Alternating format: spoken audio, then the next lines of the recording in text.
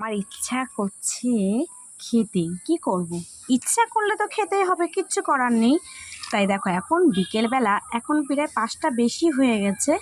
তো দেখো আমার খেতে ইচ্ছা করছে পাকা আম মাখা খেতে ইচ্ছা করছে। কাঁচা আম তো খেয়েছি, ভীষণ খেয়েছি। তো এখন কাসুন্দি দিয়ে পাকা আম খেতে ইচ্ছা করছে।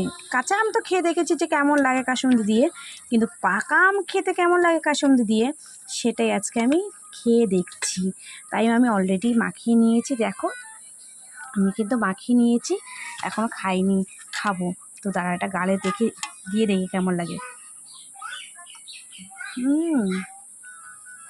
বিশ্বাস করো দারুণ লাগে খেতে। যেরকম পাকা আম ভাল লাগে সেরকম কিন্তু যেরকম কাঁচা আম ভাল লাগে মাখা খেতে, সেরকম কিন্তু পাকা আমও কিন্তু অসাধারণ লাগছে। বিশ্বাস করো এত সুন্দর লাগবে ভাবতেও পারিনি। একদম পুরো পাকা আম, দেখো পাকা আম মাখা। তোমরা কে কে খেয়েছো কাশ্মীর দিয়ে অবশ্যই কমেন্ট করে কিন্তু জানাতে একদমই ভুলবে না। সবাই বিকেলটা খুব ভালো কাটো, সুস্থভাবে কাটো। তো চলো, টাটা।